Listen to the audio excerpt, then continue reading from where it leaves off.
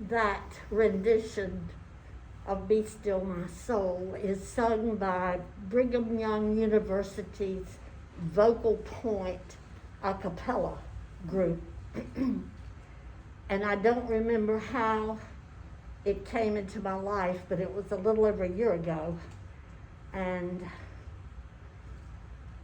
I just think it is what I needed, and perhaps what we all need, to remember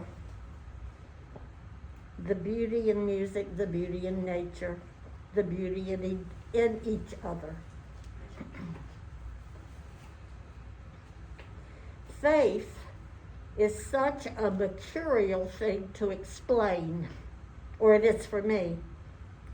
Now, for many, faith and belief are the same, or are very much the same, the way they speak of faith and belief. I think of belief as rising from or leading to a creed. I believe in God the Father Almighty, maker of heaven and earth, and in Jesus Christ, his only begotten Son, our Lord, etc. And I said that so quickly, it sounds as though I were mocking it, and I'm not. It's just that it's so familiar because I learned it as a child.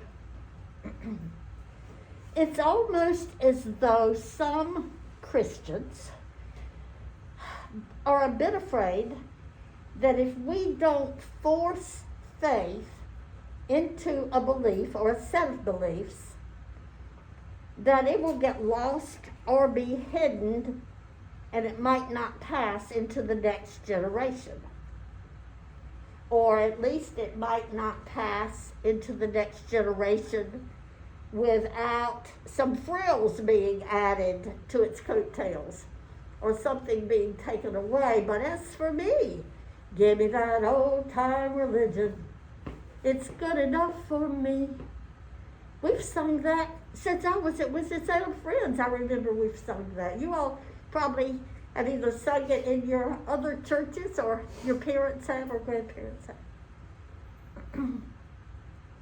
I'm not sure why we think that this little window of time in which we live is the window toward which time has been aiming forever, and therefore the frame should be kept in place.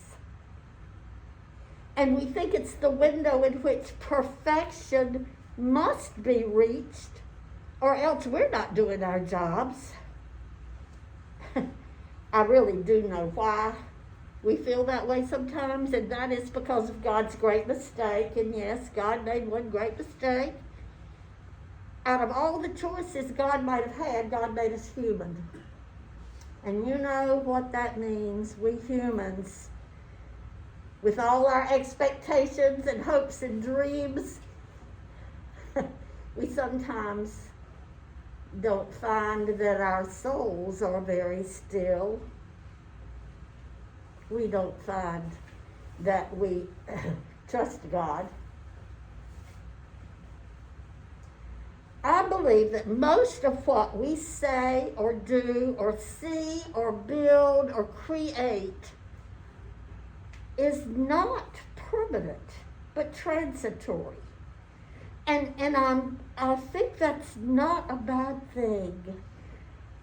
I want life to be the way I want life to be, and I want Luke and Caleb, and Zachary, forget about the little one. Don't let them go. Luke and Caleb and Zachary to grow into a world that is as safe and secure as the world was at one time when I was growing up.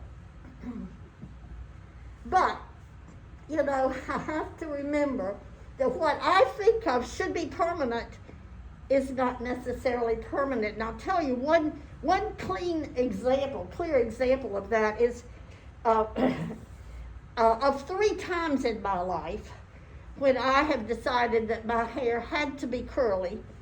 I've had a permanent. Once when I was a child, and once when I was with y'all. I just, the Lord does, and you still let me come back. But I had a permanent when I was in seminary. I just decided, now you can see this hair is just as straight as it can be. So I had a permanent and I looked at myself and I thought, holy Lord, what in the world have I done to myself again? But realizing that it was a permanent and I had to live with it until my hair grew out, I had to wear my hair to class the next day. And I was hoping nobody would notice, but Jim Newby, who many of you know, Jim Newby was standing there in the classroom building, talking to some students.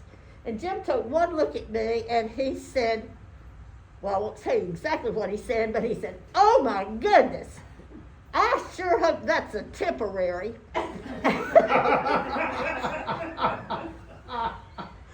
And I did too. And it turned out that indeed it was a temporary. And of course I had to learn my lesson again years later when I was with y'all. But most of what we do is only temporary. Even though we may see the effects and the results of what we do, they may not last into eternity. My thoughts are often meant for a moment in time. Some people say, Judith, but you said such and such 10 years ago or last week. And that's just what I meant at that time. And so I wrote an essay that I put on Facebook several years ago. And the day before, and this essay is the central part of my message this morning. And the day before I wrote it, one of my neighbors, a man who had teased me about being a liberal, and his teasing had and has very sharp edges. He asked me why Quakers didn't believe in Lent and why I had not gone to church on Palm Sunday. I didn't have the words available right that minute to tell him why, thank God, and to tell him what I thought of his version of Christianity that needed regular church attendance. But I wrote this essay with the most gosh-awful self-righteousness you've ever seen. I was right and he was wrong. That was 3 years ago. And now as I dusted it off to share this perfectly perfect message of why Quakers are wonderful and he was not, I believe in the course of human events since it was written, my spiritual eyesight has deepened, and I hope I see more clearly now with at least a tiny blink or two of God's vision. While the essence of the original essay is untouched, I've tried to add the color of grace to soften my own sharp edges. It's called boxes.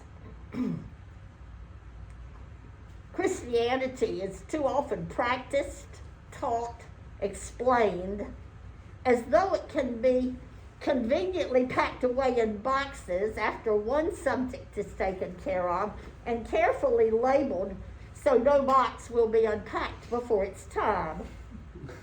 The church year in segments, and no messy leftovers leading from one segment to another. Some Christians seal each box, write the name, Christmas, Easter, on the box in permanent marker, and just to be sure nothing leaks out, they wrap the contents in that butcher paper so nothing will not slip out and touch another box. There's no carryover. I know Christians who keep the boxes sealed and stacked in neat order in the hall closet or the attic or the basement. The boxes are not forgotten, of course, because there are reminders in the bulletin or the newsletter that Advent begins now and ends with Christmas and is followed by, like me, Some of these Christians may need reminders of the names of the contents of their boxes, what the church year entails. Though they are gracefully led into and out of these seasons by the spoken word of their priest or pastor, and by the written word found in their books of prayer and devotion, and by the outer symbols of their contents found in the changing colors of the robes or stoles their preachers wear, and by the music that soars from pipe organs into great cathedrals, or is played on tinny pianos in small wooden churches. When one box is thoroughly, or maybe not so thoroughly experienced, it's sealed again, and the next one is ready to be opened. I know Christians who keep the boxes unsealed, who keep them in the living room or the family room, or even beside a campfire in the mountains, and who encourage the children to look inside and play with what they see or experience what they see. They're not too worried about the contents of the boxes getting a bit worn around the edges. They know that, like the Velveteen Rabbit, love is so much lovelier when the fur is worn off in spots.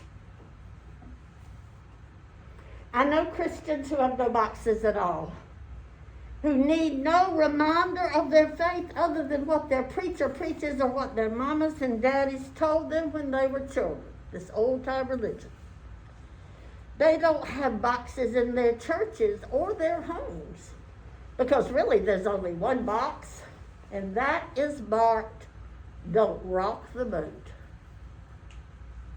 There are Christians and there are preachers whom I know or know of who have only two boxes. One is marked, "They're going to hell," and the other is marked, "We're not." They spend the hours of their lives holding Jesus behind the narrow bars of their fear, and their hunger for power, and giving Jesus no chance to breathe or even to speak or to hold them in his arms and tell them he loves them. But Jesus does anyway. There are Christians and there are preachers whom I know or know of who have no labeled boxes and who have powerful messages that preach the convincement that the greatest of these is love, and who are convinced that welcoming the stranger, or hospitality, or opening the borders, is one of the truths of the Bible from almost the beginning to almost the end.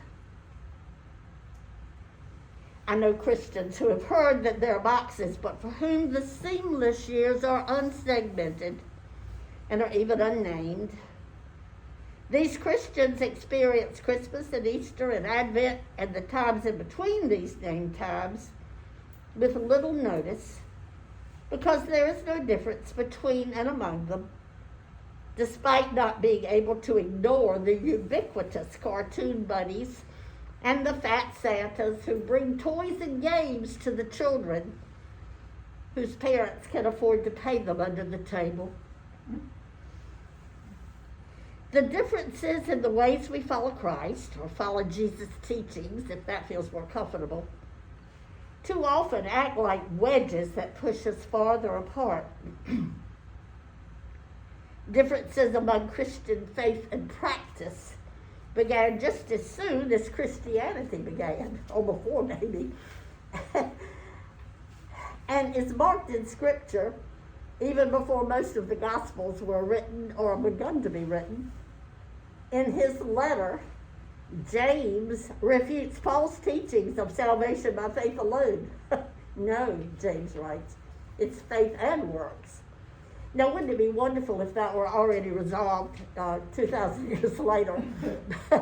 I guess God's ways are not our ways, and it's going to take a long time for that to be resolved. Faith, works, faith and works. Despite our wishing, God would step in and declare us, or at least declare me, the winner in the theological game of what's in the boxes, which has now become a political game, hasn't it? 2,000 years later, it seems the differences may even be greater. But there is one box that I know is found in all these churches and in almost all these homes. And that box doesn't really have a label, it stays open. And it says, do not be afraid. And it says, be still, my soul. Sometimes our souls need to winter, to wait, to be covered with the softness of snow that hides our harsh edges, even from our own eyes, and lets us see more truly how we can go forward in the spring, even should that spring be many springs down the road. A man I know only as Dancing Faith, I know he has another name, he's a poet and a pastor. He writes, we come from the sacred, we carry the sacred with us through life, we will return to the sacred, and as carriers of the sacred, as one in whom the Spirit is present, we must live our lives with compassion and love, with generosity. We can do no other.